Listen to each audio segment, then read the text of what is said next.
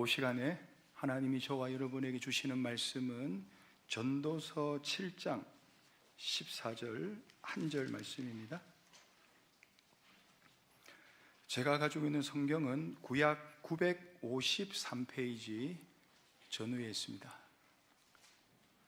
구약 953페이지 전후에 있습니다. 다 찾으셨으면 제가 봉독하겠습니다. 형통한 날에는 기뻐하고 공고한 날에는 생각하라. 하나님이 이 두 가지를 병행하게 하사 사람으로 그 장래일을 능히 헤아려 알지 못하게 하셨느니라. 어느덧 2025년 한 해가 저물어 가고 있습니다. 며칠 후가 되면 우리는 2026년이라는 새로운 시간을 맞이하게 됩니다. 이처럼 한 해의 끝자락에 설 때마다 참 우리의 마음은 미묘한 그러한 감정들로 채워지는 것을 느끼게 된다는 것이죠. 지나온 시간들을 되짚어 보면서 아쉬움이 밀려오기도 하고요, 때로는 올 한 해 동안 하나님이 저와 여러분에게 베풀어 주신 그 은혜에 대해서 감사와 기쁨으로 말미암아 우리의 가슴이 벅차오르기도 한다는 겁니다. 동시에 다가올 새해에 대한 막연한 기대감과 함께 알 수 없는 미래에 대한 염려가 교차하기도 하죠. 바로 이 지점에서 성경은, 오늘 본문의 말씀은 저와 여러분들에게 시대를 초월하는 참된 진리의 말씀을 증거해 주고 있습니다. 특별히 이 전도서는 우리 성도님들이 잘 알다시피 지혜의 왕이었던 솔로몬 왕이 성령의 감동을 받아 기록한 성경이 바로 전도서입니다. 솔로몬이 기록한 전도서는 인생의 허물을 노래하는 듯 하지만은 그 이면에는 창조주 하나님 안에서 발견하는 진정한 삶의, 우리 신자들의 진정한 삶의 의미와 또 하나님이 주시는 지혜와 진리를 깊이 깨닫게 되고요, 또 그것을 우리에게 증거하고 있다는 겁니다. 자, 그래서 오늘 오후 시간에는 저와 여러분들이 전도서 7장 14절의 이 한 절의 이 말씀을 통해서 우리들에게 증거해 주시는 삶의 지혜와 또 한 해를 보내면서 새해를 준비하는 우리들이 가져야 될 꼭 필요한 이 말씀을 통해서 저도 한 해를 돌아보며 하나님 앞에 감사할 것을 감사하고 또 나 자신을 돌아보며 하나님 앞에 회개할 것을 회개하고 그것을 하나님의 말씀을 기준으로 우리 자신을 돌아볼 수 있는 그런 은혜의 시간이 되어야 할 것입니다. 제일 먼저는 형통한 날에는 기뻐하고 하나님 앞에 감사해야 될 것을 말씀합니다. 14절 상반절에 형통한 날에는 기뻐하고 그랬습니다. 여기서 말씀하시는 형통한 날이라고 하는 것은 비단 우리의 기대대로 모든 것이 잘 풀리고요, 어떤 물질적인 풍요가 가득한 날만을 의미하는 것은 아닙니다. 물론 우리가 물질적으로 풍요하면 좋죠. 그러나 우리 믿는 사람들의 복이라고 하는 것은 시편 1편에서 복을 말씀할 때에 그 복이라고 하는 것은 신령한 복과 육체의 복을 함께 말씀하는 겁니다. 영적인 복과 육적인 복을 함께 말씀하는 겁니다. 우리가 육적인 복만 얘기하면 그거는 좀 지우친 것이고요, 영적인 복과 육적인 복을 함께 우리는 보아야 된다는 겁니다. 성경이 말하는 형통이라는 것은 하나님의 은혜와 하나님의 섭리 가운데서 주어지는 평안과 복을 우리에게 말씀하는 거죠. 성도들이 이러한 형통한 날을 마주할 때 가장 먼저 해야 될 일이 뭐냐? 하나님 앞에 감사해야 됩니다. 기뻐하라는 말씀은 곧 감사하는 마음을 가지라는 그러한 뜻이죠. 이 모든 좋은 일들의 근원이 어디서부터 왔는지를 생각하는 것이 중요하다는 겁니다. 나 자신이 잘났거나 내가 실력이 있어가지고 이러한 복이 나에게 왔는가? 결코 아닙니다. 혹은 우리가 착각할 때가 있습니다.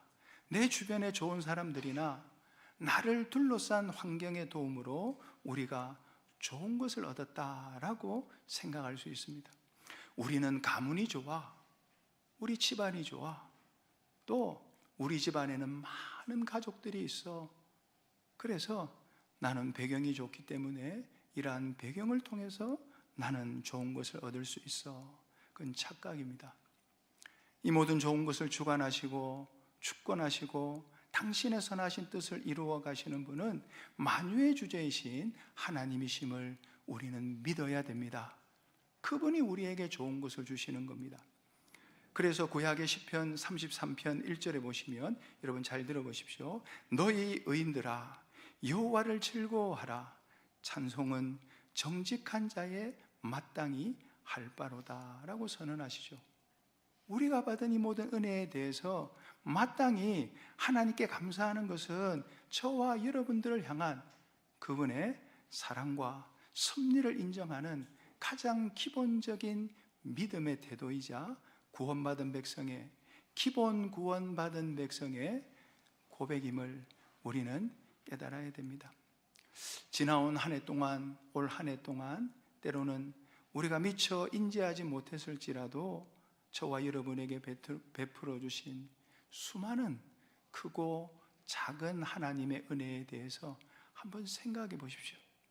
하나님, 물론 우리가 지난 한 해 많은 어려움들이 있었지만 그 어려움 가운데서 하나님이 저와 여러분에게 부어주셨던 그 은혜를 한번 찾아보십시오. 하나님, 모든 것이 하나님의 은혜입니다. 감사합니다 하고 하나님 앞에 하나님의 은혜에 대하여 고백하며 감사할 수 있는 우리가 되어야 됩니다. 더불어 이러한 감사가 여러분 입술만 고백으로 끝나서는 안 된다는 겁니다. 우리의 감사는 우리의 마음을 담은 구체적인 표현으로 이어져야 한다는 거죠. 그게 출애굽기 23장 15절에 보시면 이렇게 말씀합니다. 너는 무교병의 절기를 지키라. 내가 내게 명한 대로 아비벌에 정한 때에 7일 동안 무교병을 먹을지니 이는 그 달에 내가 애굽에서 나왔음이라. 그 뒤에 말씀입니다. 빈손으로 내게 보이지 말지니라 말씀하셨습니다. 감사의 절기에 하나님께 나아올 때에 합당한 예물을 준비하도록 하나님께서는 명하신 겁니다. 그러나 이 말씀의 본질적인 의미는 단순히 어떤 물질적인 예물을 넘어서 우리의 마음과 저와 여러분의 삶이 하나님께 온전히 드려지는 진정한 감사의 표현이 되어야 한다는 그 뜻이 여기에 담겨져 있다는 겁니다. 감사의 진정성이라고 하는 것은 드려지는 양의 많고 적음에 달려있는 것이 아니라는 겁니다. 하나님이 연보를 많이 드리면 더 기뻐하시고 연보를 적게 드리면 하나님이 싫어하시는가? 절대 그렇지 않습니다. 우리 편에서 우리의 형편을 따라가지고 하나님 앞에서 최선을 다하여 드릴 때에, 감사의 표시로 하나님 앞에 드릴 때에 하나님은 기뻐 받으신다는 겁니다. 그래서 드려지는 양의 많고 적음에 달려있는 것이 아님을 여러분 기억하십시오. 신약에 보니까 과부의 2렙돈을 하나님은 기뻐 받으셨습니다. 그 금액 해봐야 얼마 되지 않는 금액입니다. 그러나 주님은 그 과부의 진심을 알았다는 거예요. 그 중심을 우리 주님은 아셨다는 겁니다. 그래서 하나님께 대한 우리의 사랑과 우리의 믿음과 그리고 그분의 은혜를 향한 성도들의 진실한 그러한 중심을 가지고 하나님 앞에 감사해서, 하나님 정말 하나님 감사합니다, 하나님께서 이런 은혜를 베풀어 주시니 감사합니다 하고 우리의 마음과 뜻을 다해서 또 우리의 모든 것을 다해서 하나님 앞에 드릴 수 있는 우리가 되어야 되겠다. 이게 감사의 표현입니다. 더 나아가서는 감사는 우리가 미래에 받을 새 은혜에 대한 거룩한 투자와 같다는 겁니다. 이런 말이 있습니다. 감사는 더 큰 감사를 낳는다 하는 이런 원리의 말씀이 있습니다. 성도들이 오늘 받은 은혜에 진심으로 감사할 때에 저와 여러분들의 마음은 더욱더 겸손해지고요, 하나님의 은혜를 받아들일 준비가 되는 겁니다. 그리고 하나님께서는 당신의 신실한 자녀들이 감사하는 마음으로 현실을 살아갈 때에 그들에게 더욱 크고 놀라운 은혜로 갚아주시는 분이 우리가 믿는 하나님이시죠. 마치 저와 여러분이 씨앗을 심고요, 물을 주어서 열매를 기대하듯이 우리가 드리는 감사는 성도들의 삶에 더욱 풍성한 영적인 수확을 가져올 그러한 귀한 씨앗이 되는 것입니다. 자, 그렇기 때문에 올 한 해 동안 받은 은혜에 대해서 우리가 감사하며 우리의 마음을 담아 하나님 앞에 영광을 돌릴 때 하나님께서는 2026년 새해에는 하나님의 은혜가 우리의 삶에 더욱 풍성하게 충만하게 부어주실 것을 믿습니다. 그러므로 지금 하나님이 베푸신 모든 좋은 일들을 기억하면서 마음 깊이 하나님 앞에 감사하는 우리 모두가 되어야 됩니다. 두 번째는 나쁜 것들에 대해서입니다. 이걸 우리가 좀 잘 깨달아야 됩니다. 형통한 날에는 기뻐하고 그 뒤에 뭐랬습니까? 공고한 날에는 생각하라 그랬습니다. 공고한 날에는 생각해야 됩니다. 이 말을 제가 다른 말로 의역을 해서 보면 공고한 날에는 자신을 돌아보아야 됩니다. 여러분, 삶에는 형통한 날만 있는 것이 아닙니다. 여기서 공고한 날은 우리를 힘들게 하고요, 때로는 낙심되게 하고요, 때로는 절망에 이르게 하는 모든 고난과 고통과 어려움의 시간들을 우리에게 말씀하고 있다는 겁니다. 때로는 질병 때문에, 때로는 영적인 그러한 갈급 때문에, 때로는 사람과의 갈등 때문에, 때로는 경제적인 어려움 때문에 공고한 날을 지금 보내시는 분들도 있을지 모르겠습니다. 우리의 삶을 짓누르는 모든 상황들이 여러분 어렵고 힘든 그런 나날들이 우리 앞에 올 수 있다는 거죠. 특별히 성도들이 공고한 날을 만날 때에 가장 먼저 우리 자신에게로 시선을 돌려야 됩니다. 우리가 공고할 때 자꾸 다른 사람들에게, 다른 피조물들에게, 아니 믿지 않는 사람들은 말입니다, 하늘을 보고 욕하는 사람도 있습니다. 하나님을 욕하는 사람도 있습니다. 언제나 공고한 날에는 우리 자신에게 시선을 돌려야 된다는 거죠. 고난의 근원이 전적으로 우리에게만 있는 것은 아닐지라도 우리에게 어떠한 잘못이나 부족함이 있었는지를 정직하게 돌아보는 것이 중요하다는 겁니다. 이것은 여러분 절대 어떤 자기 비하나 어떠한 정죄가 아니고요, 하나님 앞에서 자신을 겸허히 살피는 영적인 훈련과도 같다는 겁니다. 마치 다윗 왕이, 여러분 우리가 이스라엘의 왕 그러면 누가 생각이 나십니까? 사울을 별로 생각을 안 합니다. 왜요? 사울은 왕이 되기 전에 참 겸손하고 믿음의 사람이고 인물도 좋고 그런 사람이지만 왕이 된 이후에 하나님이 그를 왕자의 자리에서, 왕의 보좌에서 그를 끌어내린 것은 왜 끌어내렸습니까?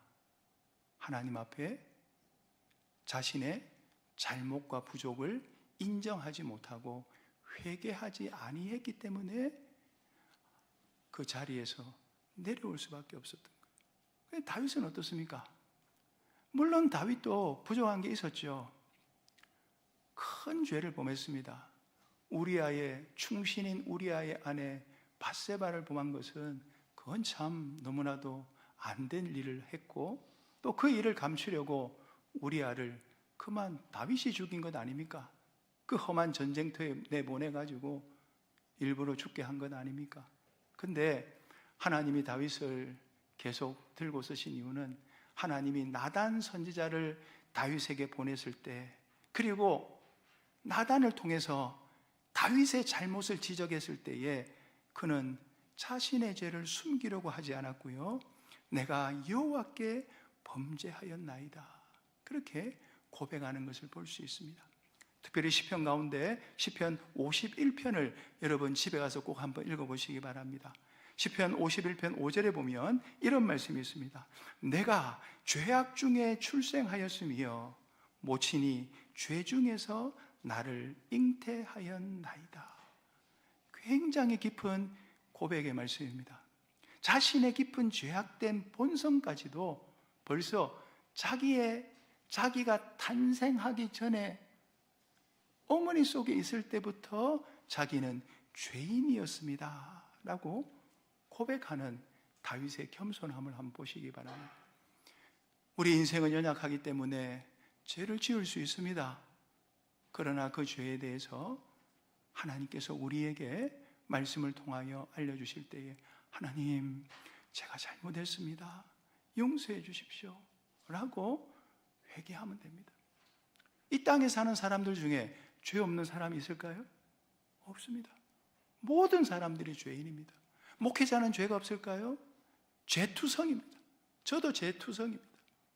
우리 모든 사람들은 다 연약하기 때문에, 부족하고 연약하기 때문에 때로는 이런 죄도 짓고 때로는 저런 죄도 짓는 겁니다. 그러나 이러한 모든 죄악들을 하나님이 우리에게 드러내실 때에는 하나님, 잘못했습니다, 하나님 앞에 엎드리고 회개하는 것이 성경의 말씀이라는 거죠. 이처럼 우리는 공고한 날에 자신의 내면을 깊이 생각하면서 우리의 중심도 보시고요, 우리의 마음의 상태도 보시고요, 우리의 마음을 한번 감찰해 보셔서 내가 겉으로 드러나지 않은 그런 죄악들이 우리 속에 많이 있을 수 있다는 거예요. 겉으로는 우리가 사랑하는 것처럼 보이지만 우리 속에는 시기와 질투와 미움과 살인이 우리 속에 있을 수 있다는 겁니다. 그래서 하나님 말씀 앞에 자신의 모습을 투명하게 우리 자신을 비추어 보아야 한다는 겁니다. 그리고 스스로를 돌아보고 자신의 잘못이나 부족함을 우리가 깨달았다면 다음 단계는 뭐냐? 철저한 회개와 변화입니다. 여러분, 우리 공회에서 가르치는 것이 회개에 대해서 두 가지 회개가 있죠. 처음에 기본 회개가 있습니다. 기본 회개는 방향을 트는 겁니다. 중생의 은혜로 말미암아, 하나님을 믿음으로 말미암아 우리의 노선이 이제는 하나님께로 향해 있는 기본 회개, 세상을 바라보던 사람이 예수 그리스도의 사활대속 공로의 은혜로 말미암아 구속함을 받고 진리와 성령으로 중생이 되어 이제는 하나님을 향해서 우리의 방향을 튼 것, 이 기본 회개는 우리가 다 가지고 있습니다. 또 하나는 평생 회개입니다. 하나님이 우리 믿는 성도에게 회개의 특권을 주신 거예요. 그래서 우리가 현실을 살아가면서 짓는 모든 죄악들을 하나님 앞에 회개할 수 있는, 주님의 보혈로 주님의 대속을 의지하면 얼마든지 우리가 고칠 수 있고 회개할 수 있고 우리의 모든 부족한 것들을 채울 수 있다는 겁니다. 요한일서 1장 9절의 말씀해 보시면 만일 우리가 우리 죄를 자백하면 저는 미쁘시고 의로우사 우리 죄를 사하시며 모든 불의에서 우리를 깨끗게 하실 것이요. 요한일서 1장 9절의 말씀은 영에 대한 말씀입니까? 우리 심신에 대한 말씀입니까? 우리의 심신에 대한 말씀입니다. 영은 회개할 게 없어요.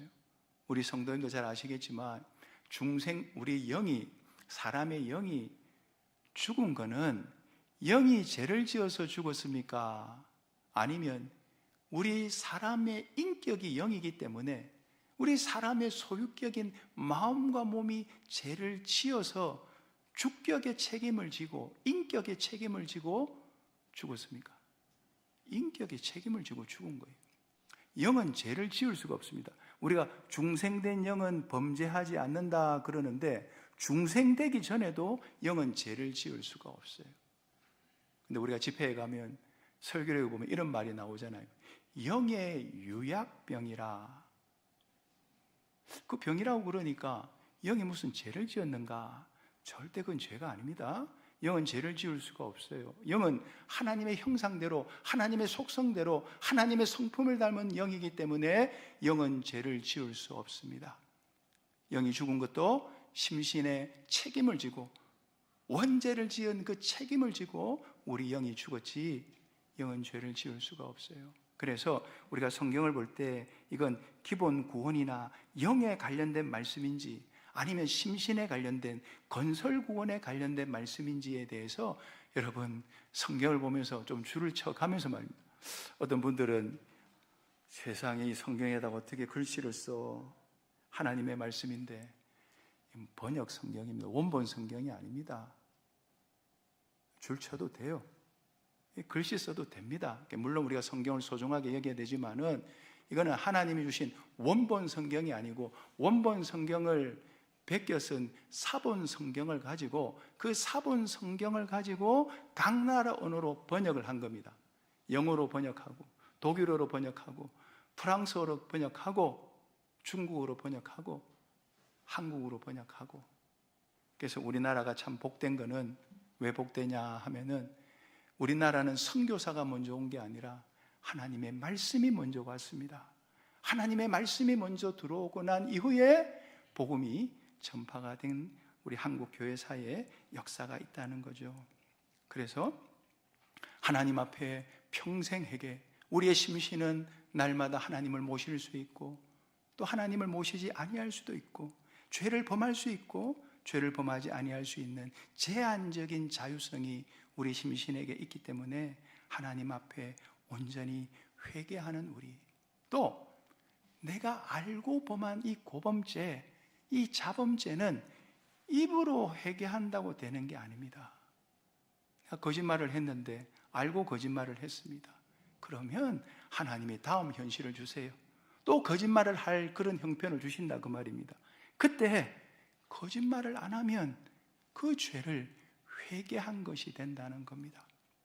그렇기 때문에 하나님 앞에 우리는 언제든지 우리의 잘못되고 부족한 것을 죽는 날까지 저와 여러분은 회개의 걸음을 걸어가야 됩니다.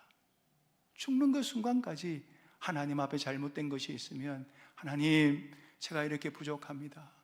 그래서 여러분 1907년에 평양에서 대부흥 역사가 일어났는데 그때 대부흥의 역사가 무엇으로 시작됐는가 하니까 회개로부터 시작이 된 겁니다. 한 분이 나오셔서 하나님, 제가 이런 죄인입니다 하고 고백을 하니까 여기저기서 막 죄를 회개하는데 말하면 안 되는 그런 죄까지 다 회개를 한 거예요. 아주 흉측한 그런 죄까지 다 회개를 한 겁니다. 그때 성령이 충만해서 우리 성도들에게 충만해가지고 그래서 평양을 말입니다, 동양의 예루살렘이라 라고 부를 정도로 그렇게 믿음 생활을 바로 했고 교회들이 부흥한 역사가 일어난 것 아닙니까? 회개가 이만큼 중요하다는 겁니다. 더불어 우리의 부족한 부분을 보완하고요, 잘하고 있는 것은 더욱 굳건히 세워나가야 한다는 겁니다. 어떠한 일이 뜻대로 되지 않는다고 해서 그동안 우리가 꾸준히 해왔던 선한 노력들까지 중단해서는 안 될 것입니다. 잘하고 있는 이 모든 것들은 하나님 안에서 얻었던 소중한 가치들은 흔들림이 없이 저와 여러분이 지키며 나아가야 됩니다. 동시에 부족하다고 느낀 부분들은 하나님의 도우심을 구하며 보완해 나가야 한다는 겁니다. 우리의 영적인 게으름이나 말씀에 대한 무지나 기도 생활의 부족함은 여러분 성도들의 이 성화 구원을 이루어감에 있어서 큰 장애물이 된다는 겁니다. 이런 부분들을 우리가 인정하고요, 하나님 앞에 하나님, 새해에는 하나님의 말씀을 더욱더 잘 연구하며 배우겠습니다. 우리 좀 전에 기도하신 우리 집사님의 기도와 같이 말입니다. 믿음은 들음에서 나는 거예요. 알아야 믿음 생활을 하죠. 무조건 믿사옵나이다 믿사옵나이다 하는 것은 그건 온전한 믿음이 아니잖아요. 알고 인정하고 인정한 대로 현실 가운데서 순종할 때 참된 믿음에 성장하는 겁니다.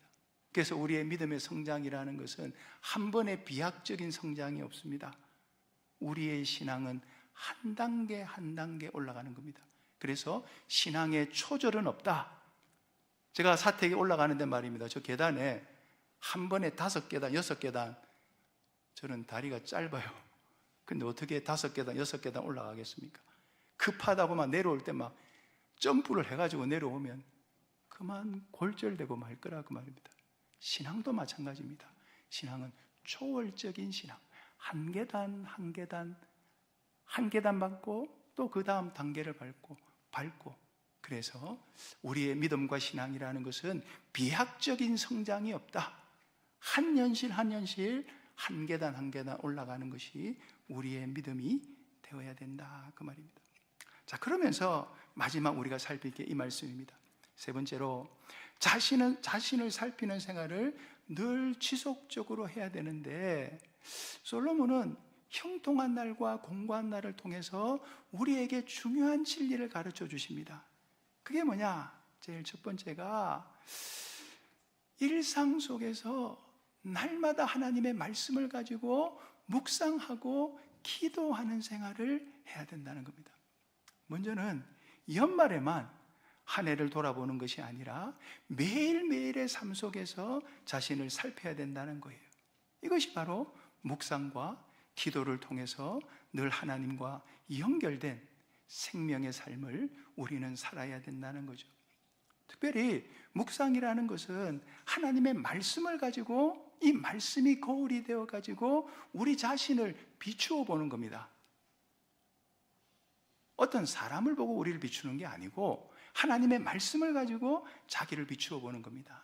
나의 말이 어떻나, 나의 행동이 어떻나, 나의 중심이 어떻나, 나의 생각이 어떻나, 나의 언행 심사를 하나님의 말씀을 가지고 우리는 비추어 보아야 된다는 거죠. 그리고 성도들이 묵상한 말씀을 가지고 뭐 해야 되겠습니까? 아이고 하나님, 나의 말이 부족하네요. 내가 그 순간에는 말을 잘못했네요. 내가 행동에 실수가 있었습니다. 내 중심에 잘못된 중심을 가지고 있었습니다. 하나님 중심이 아니라 피조물 중심의 그런 중심을 가졌습니다. 때로는 혈육 중심의 그런 중심을 가졌습니다. 하나님, 그리고 우리의 생각도 살펴야 되는 겁니다. 내가 지금 뭘 생각하고 있는가? 하나님 생각하고 있는가? 아니면 집에 있는 무엇을 생각하고 있는가? 우리의 생각도 살펴야 됩니다. 그래서 이 묵상과 기도가 같이 이어져야 되는 것은, 묵상이라는 것은 하나님의 말씀을 가지고 우리를 비추어 보는 것이고, 그 하나님의 말씀을 가지고 비추어 본 것을 가지고 어떻게 해야 됩니까? 기도하는 거라 그 말이에요. 하나님, 먼저는 감사하고 묵상한 그 말씀을 가지고 회개할 것이 있으면 하나님 앞에 회개하고, 그리고 우리가 하나님과 교제할 것이 있으면 마음껏 도구의 기도로 교제하고, 그리고 나서 어떻게 됩니까? 하나님 앞에 간구의 기도로 넘어가야 된다. 그런데 여기서 중요한 것은 앞에서 말씀드린 바와 같이 자신을 살필 때에는 언제나 하나님의 말씀을 근거로 해서 자신을 살펴야 됩니다. 우리 자신을 살필 때 가장 중요한 것은 그 기준이 무엇인지를 우리가 살펴야 되는 거예요. 우리의 개인적인 경험이나 세상적인 가치관이나 혹은 주관적인 감정에 의존해서 자신을 살핀다면 결국 우리 자신이라는 우물 안에 저와 여러분이 갇힐 수밖에 없다는 거예요. 참된 자기가 되기 위해서는 오직 하나님의 말씀을 가지고 자기를 비추어 보아야 됩니다. 왜냐하면 하나님의 말씀은 검이거든요.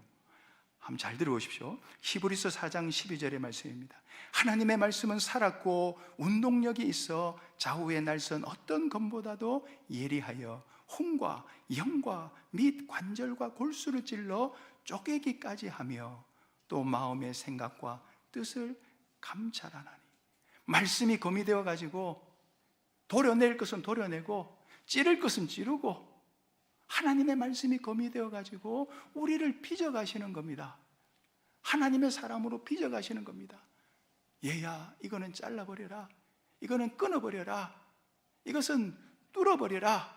하나님의 말씀의 검으로 우리의 부족하고 연약하고 잘못된 모든 것을 비추어 볼 때 우리는 그 속에서 하나님의 형상으로 빚어가는 온전한 사람이 되어줄 수 있다는 겁니다. 그러므로 하나님의 말씀 앞에서 저와 여러분들의 어두운 부분들이 드러나고요, 죄된 본성이 깨달아지고요, 주님의 거룩하심을 따라 살아야 될 방향이 명확해진다는 겁니다. 그러므로 늘 하나님의 말씀을 가까이 하시고요, 이 말씀을 읽고 이 말씀을 묵상하고 이 말씀대로 우리가 기도해서 말씀대로의 사람으로 변화되어져 나아가야 되겠다. 성도 여러분, 이제 한 해를 마무리하는 시점에서 성경의 지혜를 저와 여러분이 얻어야 됩니다. 우리의 삶은 형통한 날과 공고한 날의 반복 속에서 하나님의 오묘한 섭리 아래 놓여 있음을 깨달아야 됩니다. 지난 한 해 동안 우리들의 삶 속에서 찾아왔던 모든 좋은 것들을 기억하고요, 하나님 앞에 감사합시다. 하나님, 감사합니다. 고맙습니다. 그리고 공고한 날이 있었나요?